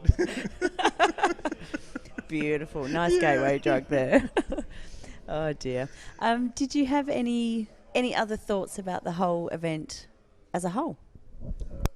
Keep doing it, because it is awesome. Yep. Every year, if I can be here, I will be. Oh, awesome. Fantastic. Yeah. Cool. Thank you to Mike and yourself. It's great. We wouldn't be doing this if you guys weren't doing it. Oh, this is my favourite event for out of all the events that we run. Yep. Because it's really different to all the other ones. Yep.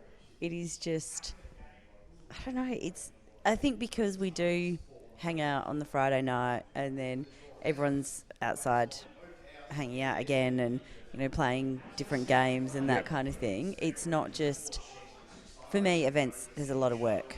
Yes. So whereas Albany, it's still a lot of work, but I get to hang out and just chill out as well. Yeah. So you got to have fun yourself. And as long as you're having fun, as long as Mike's having fun. Well, I'm having fun. We're going to keep going. So, awesome. Yeah. That is great news. That's it. Don't stop. Yeah. Fantastic. All right. Thank you so much for your time. And it's always, as Mike said at the beginning, it is always lovely to have you at events. Thank you very much. Thank you for having me. Definitely look forward to seeing you at Linebreaker and hopefully WATC later on in the year. That is the plan. Because you're captaining this year. Yeah. Yay. Get to give myself all the easy battles, right? Is that how captain works? I think that's what captaining is about. Yeah, I'm pretty sure that's how it works. Yeah. Mike's nodding. Mike's going, yep, that's exactly how to do it.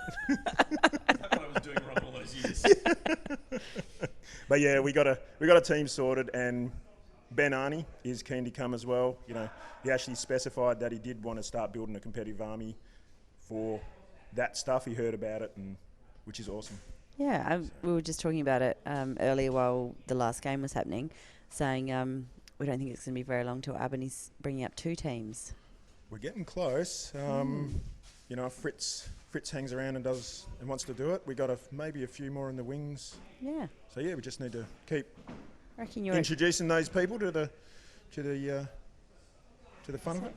That's it. Gateway drugs and Gateway drugs. I'm not buying bikinis, man. So just because you didn't hear that, Mike said bring them along as the cheer squad, and that's where the bikini comment came from. All right, Fab. So we'll tag out now and then go into the next interview with John Gill. Fab. Thanks.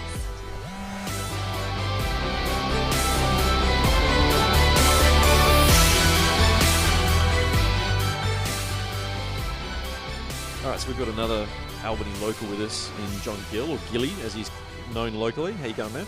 I'm well, thank you. So he does have a medal around his neck from Linebreaker 2020.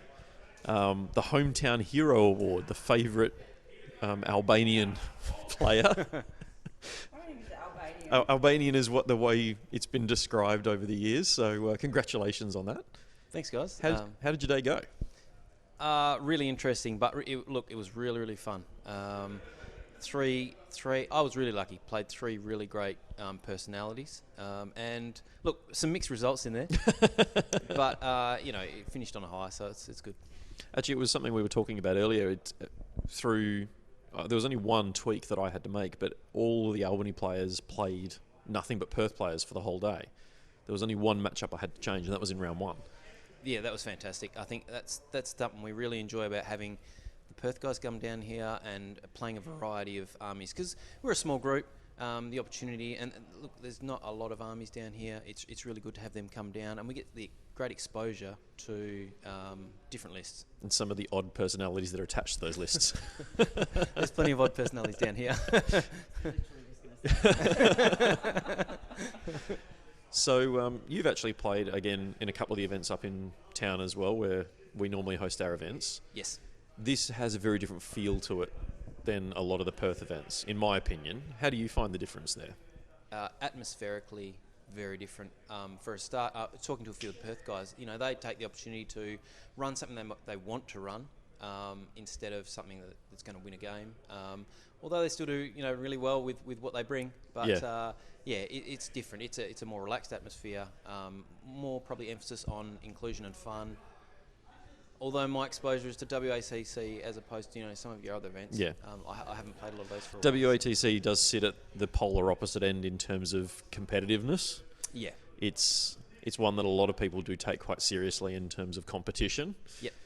And we do have other events, I think, that are like this, but I think the main difference here, compared to something like First Blood, which we try and aim at an inclusive introduction, fun event, in my opinion, I think part of it is to do with the fact that we all do come together generally the day before and the whole day, and often stay into the night, so that everyone kind of gets to know each other away from the table as well. Yep. Yeah, and it's a great opportunity for us to meet some new people, staying for dinner, hanging around, having a few drinks, and relaxing. Yeah, and it means that when you do come to Perth later in the year, hopefully for WATC, you're walking into the room knowing, 10, 12, 20 people, however many it happens to be, where you can pick up those old rivalries or, see what people have been working on, and you're not, you're kind of already part of the community in that way. It's nice to be able to walk into one of your rooms at one of your events and see people and go and have a chat straight away and just take the edge off it. I remember my first tournament coming out there, I didn't know very many people. Yeah. And you stand around and you don't really know what to do until, the gong goes and you start playing round 1. But now it's really good. We know people. Some guys down here that are played, multiple games against Perth guys.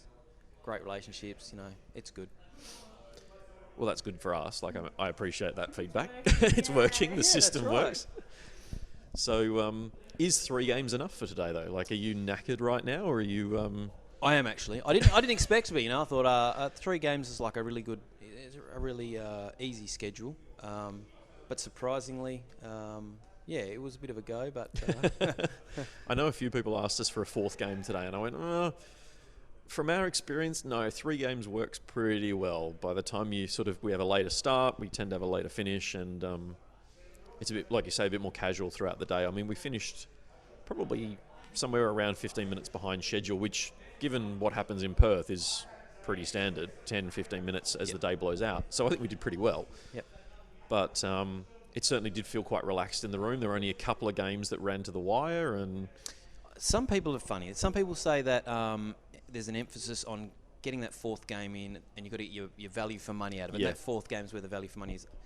I don't really agree with that, particularly with this event, because that's not what... It doesn't feel like that's what the emphasis is on when you guys are coming down. We're community building. We're getting away. The Perth guys are getting a weekend away, and for us, we're getting an opportunity to host and have some people down and meet new people. So, for us, I'm sure everyone of the locals in particular say that it's really good value for money. And you and I have had this conversation privately, in that's a concern that we have to making sure that we don't essentially end up pricing the locals out of the market, because obviously we include accommodation to come and stay. Yep. And most of the locals over the years have gone home, depending on how much they've had to imbue over the course of the day. We've had Sam crash a couple of times, and Marcus and even Mark. But, it's something that we do try and make sure that the experience of the whole weekend is, there is value there for it, not beyond just the fact you're playing games and there's some prizes and that sort of thing. So it's good to hear that we've kind of on the right track there. And I'd really love to have the event where I remember one of the years when we first did, we only had sort of 16 players, and we had 8 from Albany and 8 from Perth, and I'd love to get to a point where we were not Almost on maybe not 50-50, because I think that the opportunity for us to bring players down is always going to be greater based on the head count. Yeah. But, you know, if we can have 8 to 10 locals coming every year and playing games and having fun, and then, you know, maybe coming up for WATC. I mean, we were talking to Ben about a second Albany team, and he said, look, we've got 1 this year. We might manage, you know, if everyone keeps playing over the next 12 months, we might have enough for 2 next year. Yes. He didn't like the idea of me bringing them along as a cheer squad for you guys. Like, cheer squad was fine. Sorry, yeah, he didn't want to pay for the bikinis for them. 6 today. We had 6 today. So we've actually ended up. We ran a couple of events last year. Small events too, between either 750 to 1,000.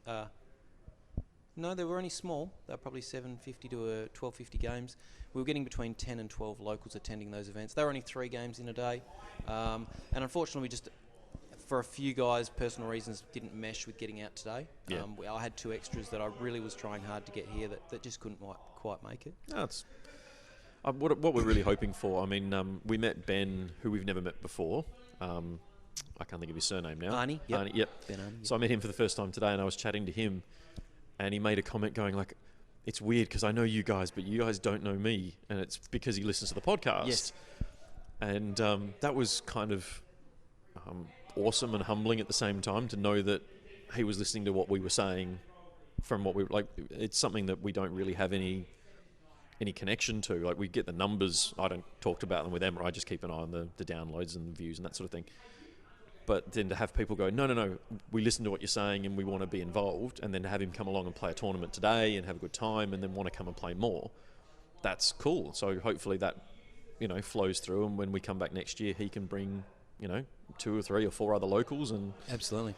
I'd really love to do something. We used to do it with New Zealand at one of the international events, was like a battle for the ditch. Yes. And the night before the tournament, you would do essentially it was Australia versus New Zealand for like an Ashes style. Oh, great, yep. And I'd love to get to a point where we can do that with Albany, where we can, I don't know, melt a space marine and turn him into a little urn or something. Yep. Or put him into a 3D printed urn, and do like a mega battle or something on the night before. But well, you know, I don't actually play on the Albany WATC team. No, you play with... But they've got me in their group, and... Oh, you're a spy. Something like that, yep. I mean, it's good in a way. I've got a group of friends that I played with in Perth before. Albany sort of had a team ready. I've just continued that. Me not playing for Albany as such sort of gives another opportunity to another one of the guys. And they actually have probably 7 or 8 interested guys who'd like to get up there, which is really good. And maybe we get to that point where they can try to squeeze 2 teams in. We're probably a year or 2 away from that, but we are active in trying to build the community, and this event really supports that. Well, that's certainly the hope for us. So, yeah. You got any thoughts on what you'd like to see for next year? I mean, obviously that's 12 months away, but, you know... Much of the same, and I think... can we push the capacity anymore? I mean, we were talking about enclosing the outside. We definitely get, obviously, the room's been set up today with 11 6x4s. We definitely get a 12th in here. We might manage a 13. I think 14 might be optimistic, but we might cap it out at maybe 28, I reckon. I mean, I don't know how much it mattered, the fact that we just missed out on last year, but considering, you know, we didn't have the event last year, you've still done good for numbers. 24 is pretty good. But much the same. It's... you know, that great atmosphere. I think that like we can't take too much credit for the atmosphere, because that comes with the community and the guys who are playing, and, you know, everyone coming with the right sort of attitude. It comes down to what you say, though. I'm sure you spoke about it on your podcast, and you know, in the players pack, I'm sure you say in the players pack, it's a chance to get away, camping for the weekend. Some guys bring their family, which is great, and I think that's all. The inclusion and the way you do it is good, really good. Awesome. You got anything else you want to say? I mean, before we do go, we did mention this earlier in the episode. We have to thank you for the fresh bread and rolls and stuff. So if you're down in Albany, be sure to go and say hello to Gilly at the bakery. Yep, Albany Bakehouse. Some of the best bread in Albany. Yep, we're proud to do that for you guys. That's the least we could do. So yeah. I know that. Oh, hang on. I was just going to say, I did actually stop at Albany Bakehouse earlier today when I had to go out to the shops, and I was there and I was like, now, do I ask whether anyone who's working here is Gilly's wife? And then, but I chickened out and I got too embarrassed. So I just went and bought, and then just went back and did my stuff in Woolworths. So ate that while I walked around Woolworths and we were all good. No, my beautiful wife was on the early morning, so you would have missed her, but yeah. No, she stopped in briefly with your lad. Yeah. At the end of Game 3 tonight. I'm very lucky. She's really supportive of letting me play my war games. Yeah, my little man dolly. So. Well, man, thank you very much for being so involved in the community down here and hosting, getting everyone so engaged and giving us the opportunity to work with you and the local community. So we look forward to coming down every year. Last year was obviously the conflict of scheduling and so on made Linebreaker impossible to host, and it was actually a downer for us because coming away for the weekend and kind of just when you're a tournament host, you don't necessarily get to know people as well as we do for this event, and I think that it's really good for us to connect with the players on a different sort of basis rather than just across the table. And we enjoy that. So it's. I'd say you get a nice weekend away from the kids, but I'm sure for some of the dorm stories, I think you'd probably be better off at home with the kids. I was going to say it's parenting 22 children rather than 3. And in a podcast that we did or a Facebook Live, I said to people, if you know that you snore, and if you're not sure if you snore, then check with your partner. But if you know that you snore, please make sure you go in one of the dorms that's got walls that goes all the way up to the ceiling. Now, stupidly, we've gone in a dorm that doesn't have walls that go all the way up into the ceiling. And about 3 o'clock, I thought, I'm going to go and turn his CPAP machine off. And if that doesn't kill him, I'm going to suffocate him. No, not you, the person who was in one of the other dorms, because I thought, I can't do this much longer. This is my one child-free weekend. I'm going to go to jail for murder. It was really bad. This is part of the reward for hanging around afterwards, is getting the stories. That's it. Well, on that note, we'll wrap the interview there. Thanks very much again, Gilly. We really appreciate your support and everything you do down here, and we'll look forward to having you for WATC later in the year. And we're already talking Linebreaker 2021 with the venue so that we can lock a date in early so we can try and give the community as much notice as we can. And we look forward to it every year, and we'll see you again next year. Yeah, looking forward to that. Thank you for having me. No worries.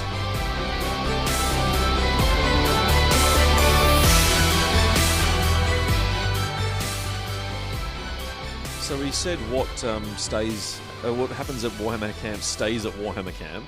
I think we said what happens at Nerd Camp stays at Nerd Camp. Or whatever. But, Same. And we've just been having a conversation off the air about some of the many wonderful and wacky stories that happen on these little trips. And I was considering trying to do the last part of this episode tomorrow morning over breakfast when people are the most hungover and the most seedy. Oh, I don't think that's a good idea. It feels like that might not be a great idea. Yeah, no. So we decided we might start wrapping up the episode now. I just really want to address the fact that there's been a lot of conversation about drinking in this episode. That is not the sole purpose of this event. No, it's not. It's really, and we talk more about alcohol than we probably should in all of our episodes, and we drink on our Facebook Lives and stuff like that. So, but that's not the purpose of our events and what we do. Look, as a part of the... Don't judge me, please. As part of the Australian culture, there is definitely a component of the Australian culture that involves alcohol. And I feel like there's definitely a component of the gamers who come to this event in particular where a lot of their real-life responsibilities are absolved for 48 hours. So they can, because they know they're not driving anywhere, they're staying on the site, they can let their hair down a little bit without having to worry about, am I going to get pulled over if I try and drive? Am I going to hurt someone if I drive under the influence? It's a safe environment for them to let their hair down a little bit, and those that have still got kind hair. of, it's a few and far between for us, I guess. But you know what I mean? It's about being able to relax and just hang out with the guys. Okay, so there's part of me that wants to put a medical disclaimer in there that if you need alcohol in order to relax, then perhaps you need to look at your mental and emotional wellness and well-being. And please, self-medicating with alcohol is not the responsible answer. Maybe have a look at yoga or meditation. That being said, I do think that it is part of just chilling out and hanging out. Yeah. And hanging out with a beer or Look, whatever. I mean, there's been some alcohol ingenious choice. contraptions brought along this weekend. We've had one of the guys, It's absolutely fantastic. I With really an- do want to get a photo of this esky keg esky scenario. keg. What's It- that called? Tap. Yeah, it's got 2 taps attached to an esky that's got an ice contraption inside it to keep the beer cold, and it comes from a pressurized What's the keg. And there's alcoholic ginger beer in one of them and beer in the other, and Yeah. it's quite impressive. But you know what? In terms of during the day's play, it was used, but it wasn't used to get drunk. It was used to share a drink with friends. Yeah.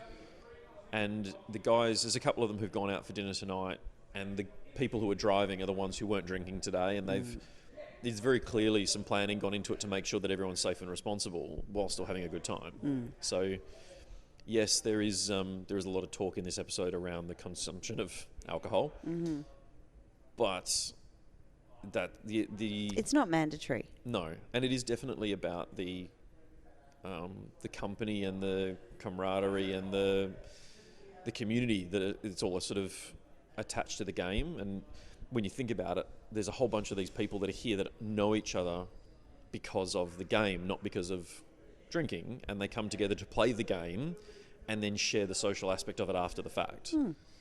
So we had 33 games of 40k happen today. We had a couple happen last night. We had Adeptus Titanicus last night. And there were a couple who were seriously talking about playing another game tonight, but judging from what's going on, that's not going to happen. I can't see that happening, no. And there's already talk of WATC teams and rivalries, and you know, there's definitely a connection there.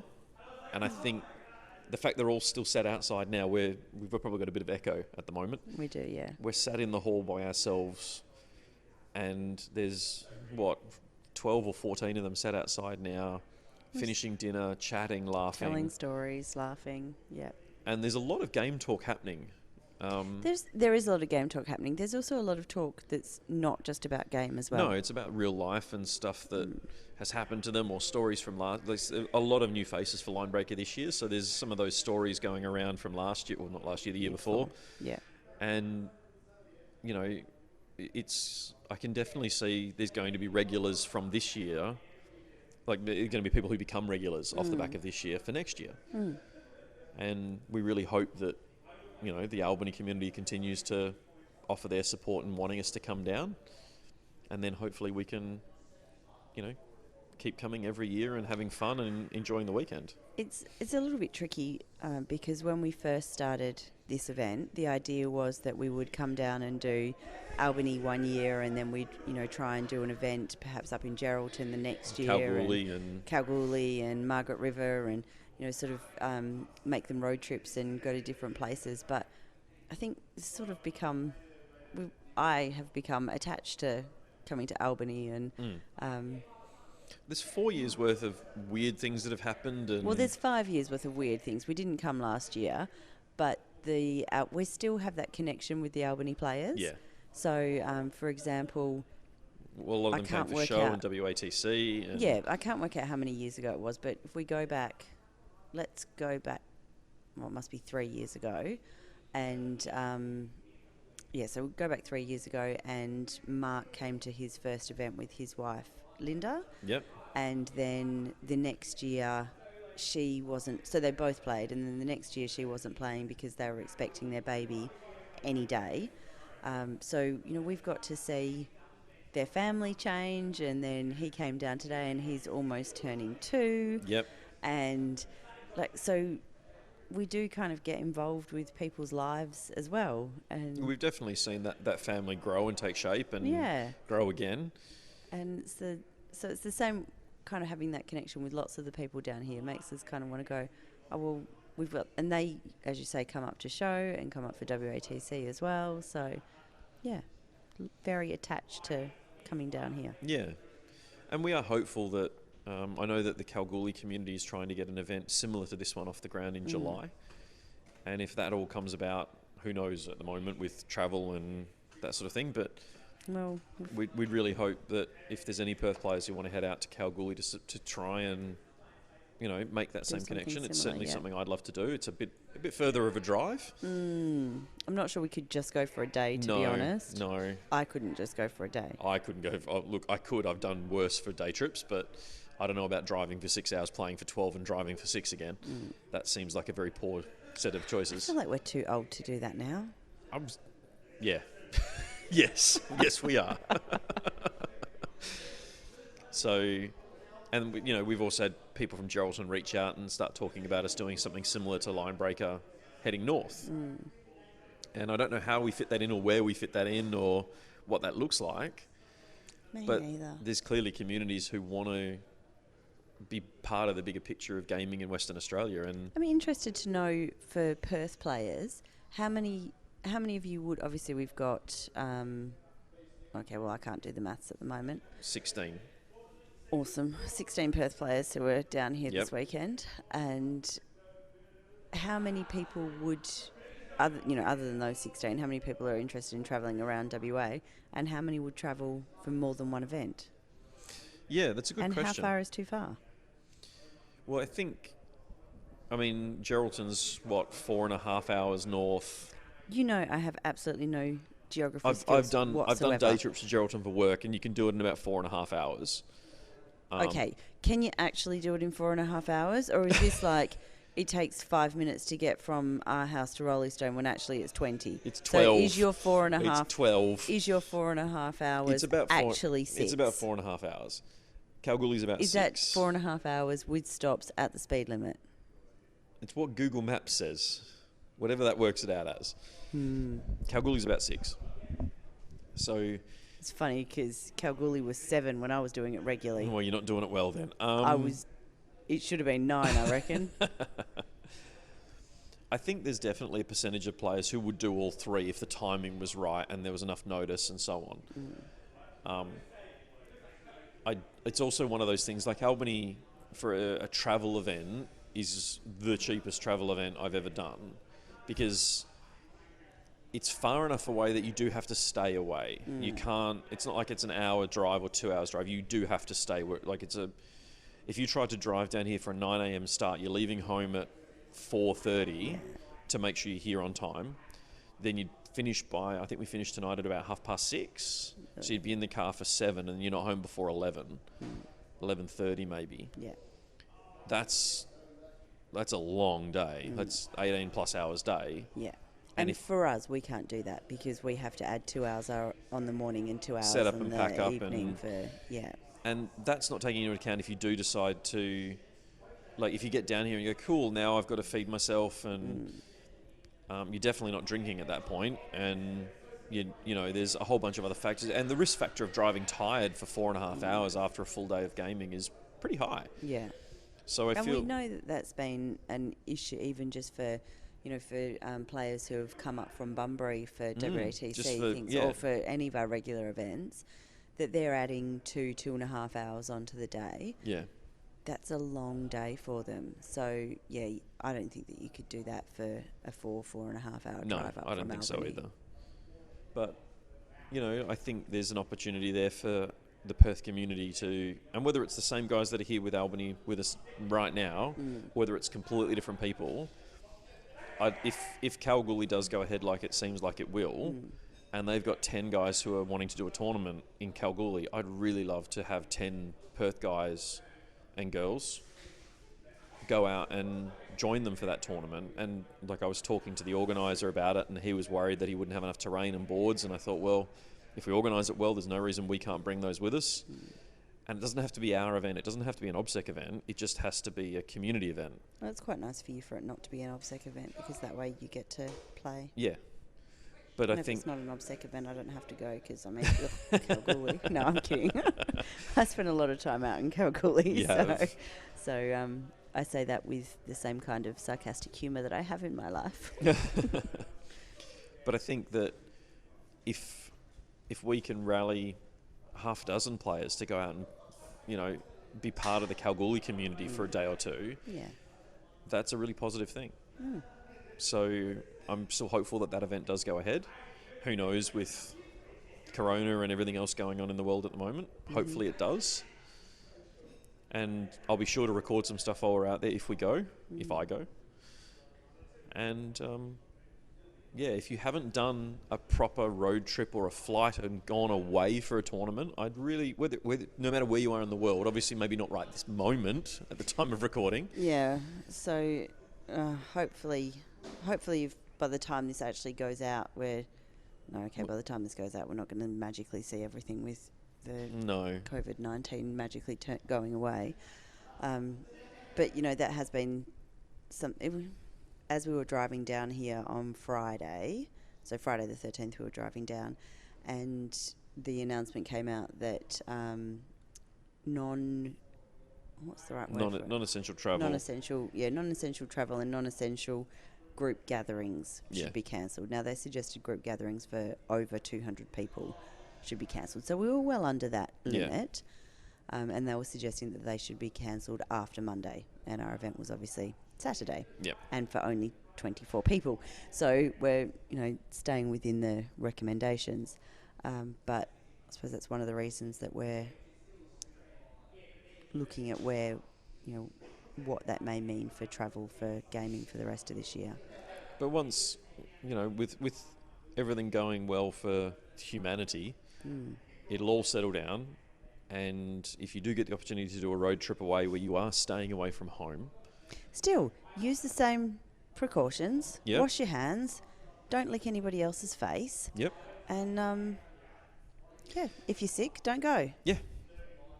I'm not sure, just so you know, I'm not sure that they put don't lick anybody else's face on any of the official posters, but that's my suggestion. Can you imagine the artwork for that? That'd be great.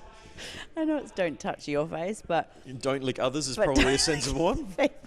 That's my recommendation, and I'm sticking with it. Jesus, that's I'm just thinking if we walked outside right now and said to everyone, "Don't lick each other's face," how many of them do you reckon would? Okay, so the reason that I brought this up is because last night I did actually suggest to people that don't lick anybody else's faces, but actually nobody licked anybody. I guarantee you, with Hugh currently walking creepily past us, if I said to him, "Go out and lick JD's face," he probably would.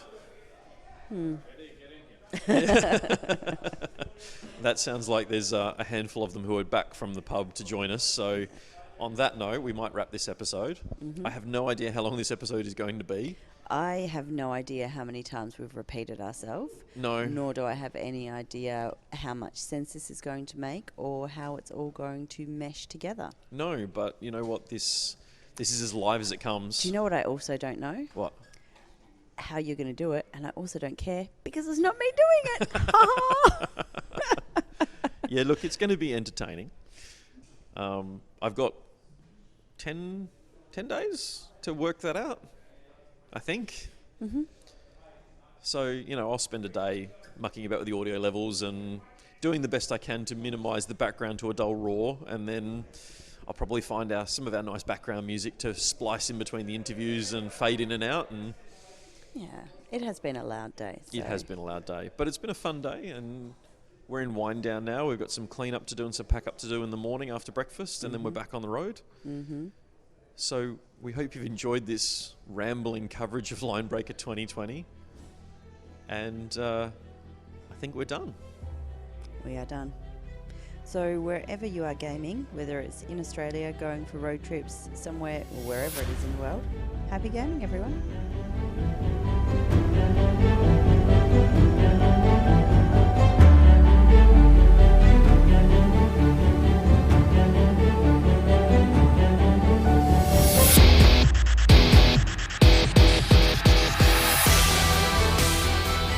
You've been listening to the Objective Secured podcast.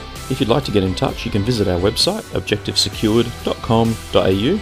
You can find us on Facebook, Facebook.com/Objective Secured, or you can email us, obsec@optusnet.com.au. Thanks for listening.